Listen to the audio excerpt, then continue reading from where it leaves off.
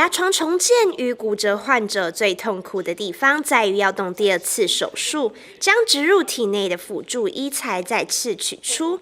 成大材料系近日成功研发出可生物自体分解、重建牙床用的镁再生网膜、及骨科用的镁骨钉等2项镁金属新医材。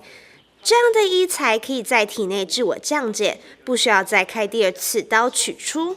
我们用断层的方法去重建，这就是骨头，这一边就是我们钻洞，把这个粉红色的骨钉放进去，它一路降解，一路降解。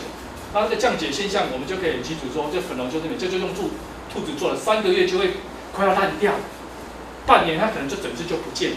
镁降解的时候跑去哪里？它会随着尿尿排出来。当下降解当下的时候，镁的离子也会促进整个周围创伤组织的修复。发展出来的这个材料简直是把我们的传统的一个是可吸收再生膜，另外一个是不可吸收再生膜的2个的优点集合在一起。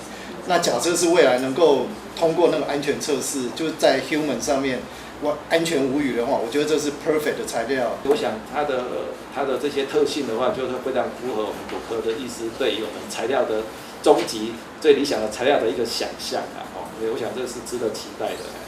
成大研发的镁金属医材镁再生网膜、镁骨钉，现已经过动物实验，也取得台湾材料专利。不久的未来可进入人体临床实验。